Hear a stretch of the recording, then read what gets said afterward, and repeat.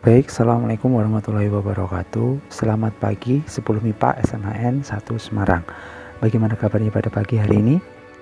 Semoga baik-baik saja dan selalu dapat menjalankan aktivitas walaupun di rumah saja. Nah, pada minggu lalu kita sudah mempelajari materi terkait vektor, pengertian vektor, penguraian vektor, dan vektor dalam bidang.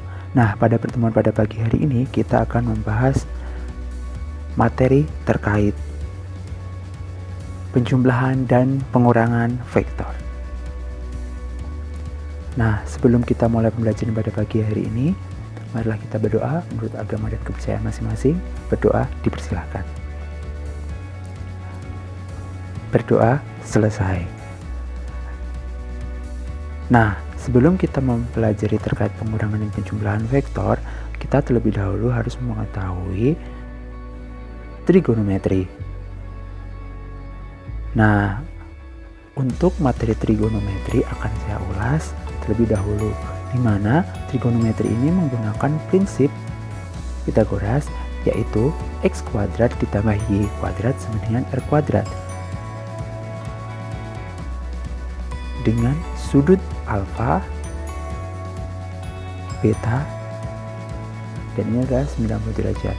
Kemudian untuk mengetahui sin, kita bisa menggunakan persamaan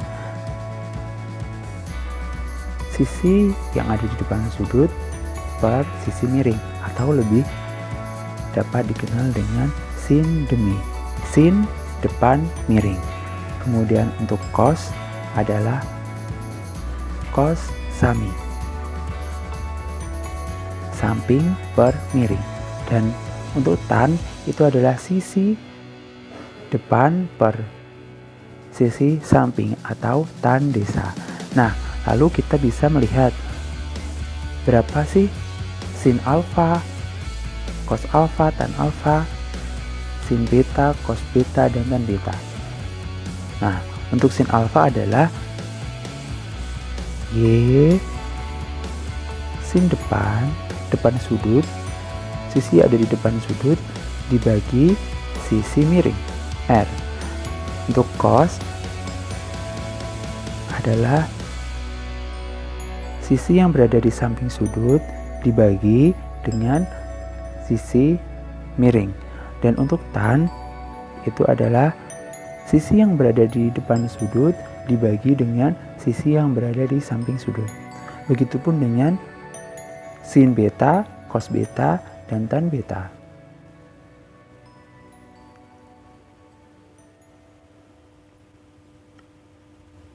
Nah, agar memudahkan perhitungan, dapat diperhatikan tabel untuk sudut-sudut istimewa di kuadran 1, kuadran 2, kuadran 3, dan kuadran 4.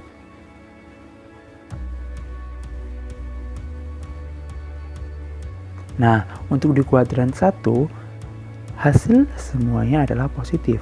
Untuk di kuadran 2, sinnya positif, sementara cos dan tan adalah negatif. Kemudian untuk di kuadran 3, tangannya yang positif, sin dan cosnya negatif.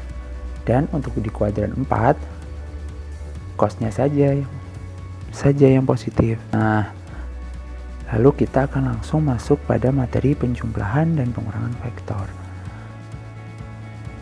Nah, penjumlahan dan pengurangan vektor ini terdapat berbagai metode. Nah, metode yang pertama adalah metode segitiga. Langsung saja kita amati contohnya, di mana terdapat vektor A dan vektor B. Kemudian kita harus mengetahui penjumlahan dari vektor A dan vektor B. Nah, langkahnya yang pertama adalah kita gambarkan terlebih dahulu vektor A.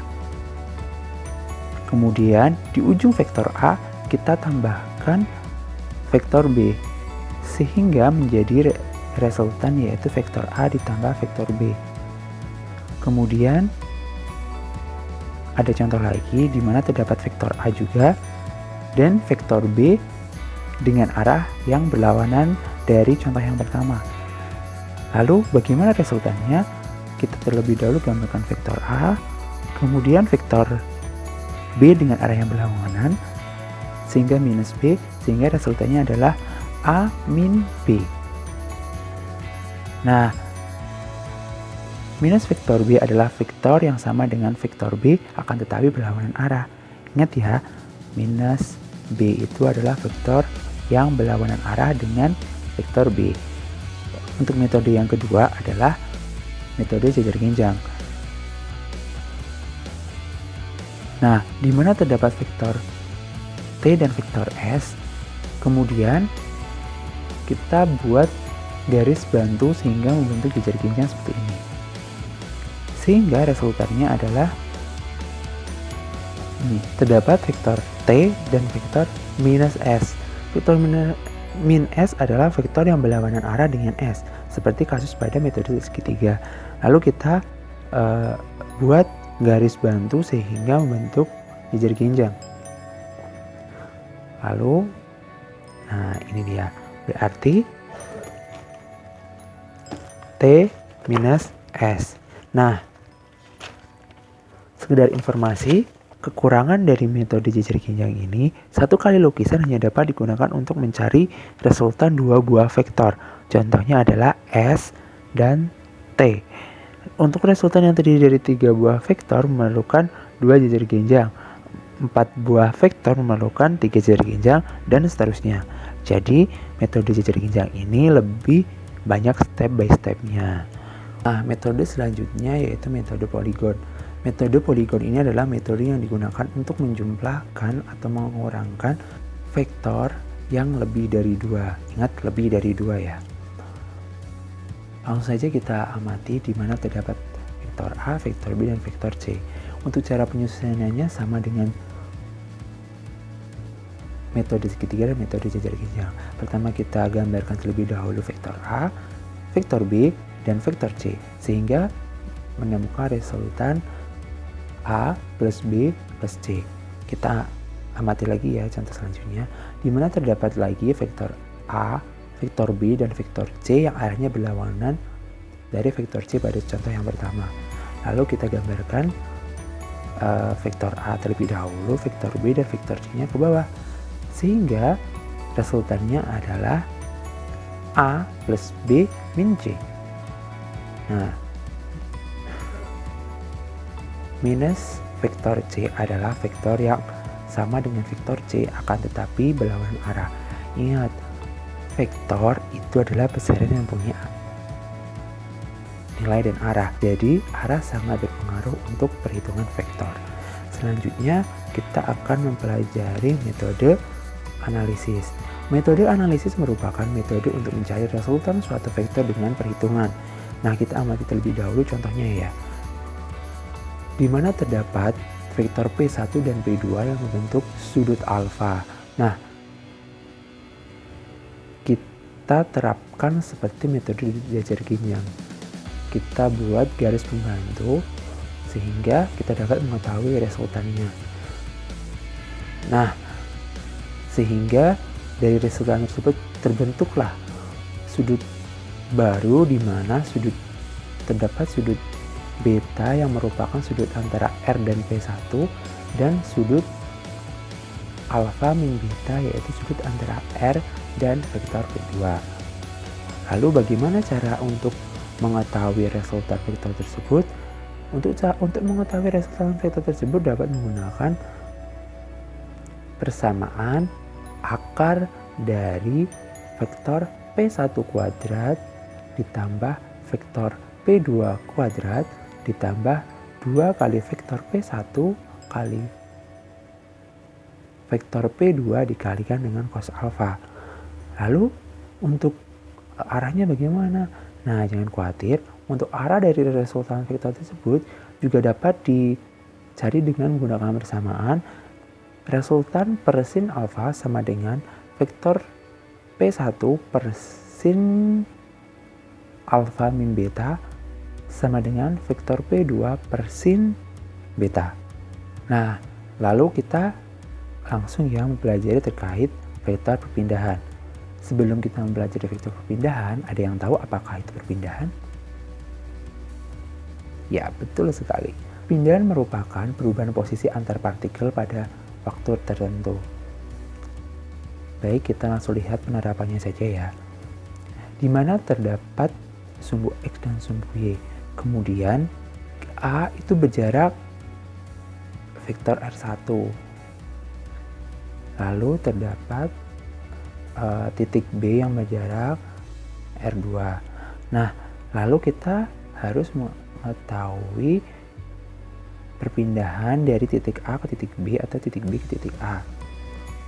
Nah, kita amati perpindahan dari pesawat tersebut, di mana pesawat tersebut berpindah dari titik A ke titik B, sehingga membentuk delta R. Sehingga delta R adalah R2 min R1 sama dengan X2I ditambah Y2J minus X1I ditambah Y1J. Nah, untuk memudahkan perhitungan kita kumpulkan yang X dan Y dengan yang Y, atau kita kumpulkan sesuai dengan koefisiennya, di mana X2 min X1I ditambah Y2 min Y1J, sehingga sigma R itu sama dengan sigma XI ditambah sigma YJ. Maka besar perpindahannya adalah delta R sama dengan akar dari delta X kuadrat ditambah delta Y kuadrat. Nah, sudah paham kan? Oke, langsung saja kita masuk ke contoh soal. Di mana terdapat dua buah vektor dengan gaya F1 dan F2 sama besar masing-masing 20 Newton dari titik awal yang sama serta saling membentuk sudut 60 derajat. Nilai resultan kedua vektor tersebut adalah, nah untuk menyelesaikan soal ini kita dapat menggunakan metode analisis, yaitu menggunakan perhitungan. Nah, diketahui F1 dan F2 adalah 20 Newton dan alfa adalah 60 derajat. Ditanyakan adalah resultan. Kita masukkan pada rumus atau persamaan yang telah kita pelajari sebelumnya, di mana F1 kuadrat resultan sama dengan akar dari F1 kuadrat ditambah F2 kuadrat ditambah 2 F1 kali F2 kali cos alfa. Nah, kita masukkan akar dari 20 kuadrat ditambah 20 kuadrat ditambah 2 kali 20 dikali 20 dikalikan cos 60. Nah, cos 60 ada berapa? Ya, betul, setengah, atau 0,5 ya. Kita masukkan 400 ditambah 400 ditambah 800 kali setengah, ini kan 400, jadi 400 tambah 400 tambah 400, sehingga hasilnya adalah akar dari 1200, sehingga menghasilkan 20 akar 3 Newton. Nah, gampang kan? Apakah ada pertanyaan? Apabila ada pertanyaan, mari kita diskusikan di forum pembelajaran yang telah disediakan. Nah, cukup sekian pertemuan pada pagi hari ini. Apabila ada kesalahan dan kekurangan dari saya mohon maaf yang sebesar-besarnya. Cukup sekian dan terima kasih. Assalamualaikum warahmatullahi wabarakatuh.